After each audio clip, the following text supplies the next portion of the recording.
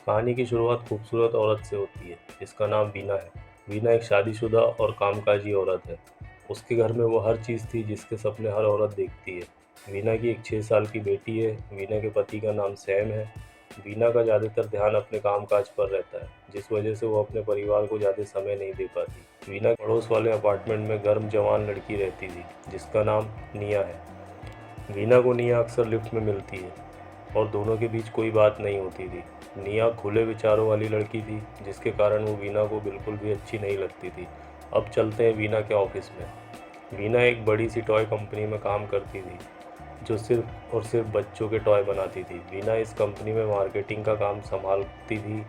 उसके साथ में कंपनी बहुत ही खुश थी। वीना का पति सैम यूनिवर्सिटी में प्रोफेसर था।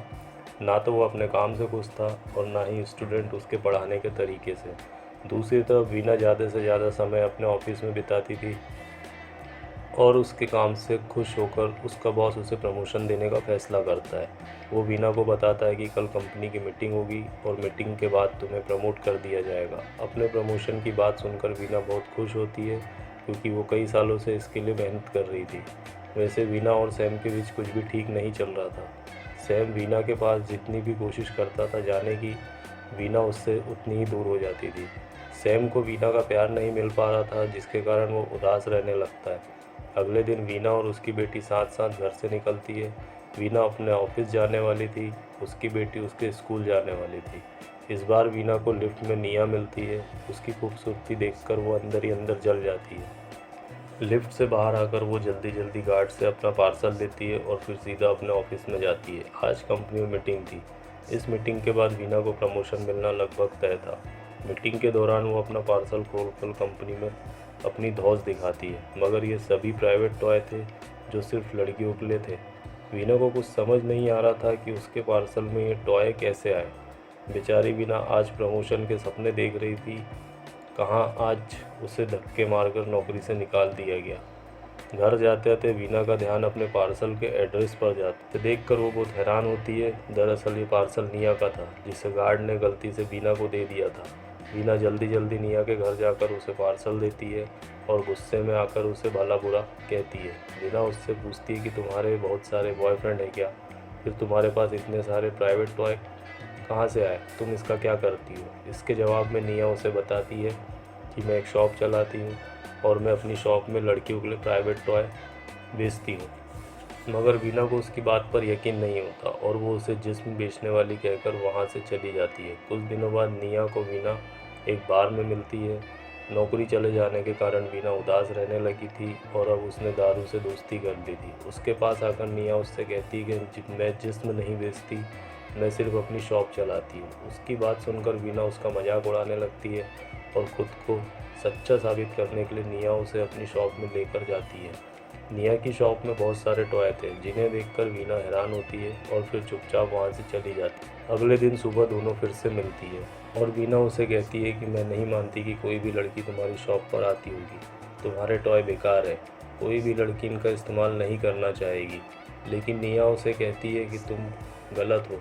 हमारे शहर में ऐसी बहुत सी लड़कियां हैं जो मेरे टॉय इस्तेमाल करना चाहती है, लेकिन वो झिझकती है। अब दोनों लड़कियों के बीच बहस शुरू हो जाती है और इसी बहस में वो एक शर्त लगा लेती है। शर्त ये थी कि अगर निया अपनी बात सही साबित कर देगी तो बदले में वीना उसके टॉय इस्तेमाल करेगी। थोड़ी देर बाद वो दोनों एक पार्क में पहुंचती है और वहाँ कई टॉय रखकर उन पर नज़र रखने लगती है। पार्क में कई लड़कियां टॉय देखती है, लेकिन उन्हें वो फेंक देती है। टॉय का हाल देखकर वीना मजाक उड़ाने लगती है, मगर निया उससे कहती है कि बाहर खुली जगह है, इसलिए लड़कियां टॉय फेंक रही है। इसके बाद वो लड़कियों के बाथरूम में टॉय रखती है और थोड़ी देर बाद लड़कियां सभी टॉय ले जाती है। दोनों के बीच जो शर्त लगी थी वो निया ने जीत ली थी। अब इस शर्त के अनुसार वीना को भी निया के टॉय इस्तेमाल करने थे। वीना का पति कुछ दिनों के लिए बाहर गया हुआ था, इसलिए वो रात को टॉय का इस्तेमाल करती है और उसे वो बहुत पसंद आता है। असल में पहले काम के बोझ के कारण वीना के पास इतना समय नहीं होता था कि वो अपने पति के प्यार का सुख पा सके, इसलिए उसे निया के टॉय पसंद आते हैं। कुछ दिनों बाद वीना को पता चलता है कि निया अपनी शॉप बंद करके जाने वाली है। निया के टॉय लड़कियां इस्तेमाल तो करना चाहती है, लेकिन वो टॉय खरीदने से झिझकती है। इसी वजह से निया की शॉप घाटे में चल रही है और वो समय पर शॉप का किराया भी नहीं दे पा रही है। पूरी बात जानने के बाद वीना उसकी मदद करने का फ़ैसला करती है। वीना कंपनी में पहले मार्केटिंग का काम करती थी और अब वो वही काम निया के टॉय प्रमोट करने के लिए करना चाहती थी। अगले ही दिन वो दोनों घर घर जाकर अपने टॉय की मार्केटिंग करने लगती है। शुरू में उन्हें हर जगह से निकाल दिया जाता था, लेकिन फिर जल्द ही कई लड़कियां उनसे टॉय खरीदने लग जाती है। देखते ही देखते वीना और निया काफ़ी टॉय बेच देती है, जिससे उन्हें बहुत फ़ायदा होता है। इसी बीच मीना का पति सैम भी अपने घर लौट आया था, जो किसी काम के सिलसिले से बाहर गया हुआ था। सैम कई दिनों के बाद घर लौटा था और वीना का बदला हुआ रूप देखकर बहुत खुश था। वीना उसे ये तो बता देती है कि उसे कंपनी ने नौकरी से निकाल दिया है, लेकिन वो ये नहीं बताती कि आजकल वो निया के प्राइवेट टॉय बेच रही है। और वीना अपने पति को पूरा समय देती है। वो पूरी रात प्यार करते हैं। एक दिन निया एक तरह की नई पैंटी पहनती है। ये पैंटी म्यूज़िक की आवाज़ सुनते ही अपना काम शुरू कर देती है, जिसके बाद इससे पहनने वाली लड़कियों के तन बदन में आग लग जाती है। इसी बीच निया के पास वीना आती है और उसे यह ट्राई करने को कहती है। निया की बात मानकर वीना जल्दी पैंटी पहन लेती है। वो जैसे ही उसे ट्राई करने लगती है, तभी उसके पति सैम का फ़ोन आता है। सैम उसे आयु के स्कूल जाने को कहता है, क्योंकि वो खुद किसी काम में फंस गया था।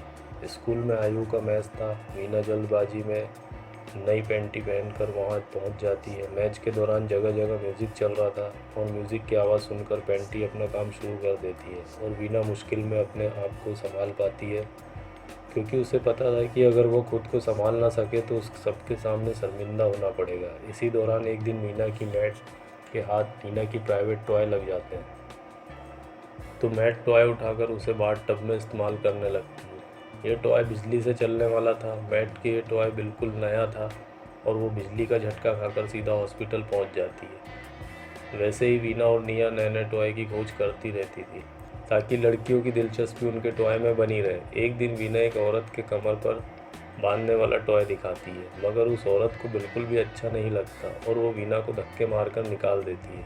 तो उसके बाद वीना और निया एक और नया टॉय की खोज करती है। वो नया टॉय बड़े लेवल पर लॉन्च करती है और इसके लिए वो एक मॉल में एक प्रोग्राम करती है। इसी दौरान सैम भी मॉल में आ जाता है और उसे वीना के नए काम के बारे में पता चल जाता है। अपनी बीवी को प्राइवेट टॉय और उसकी मार्केटिंग करते देख उसे बहुत दुख होता है और वो उससे सारे रिश्ते नाते तोड़ लेता है।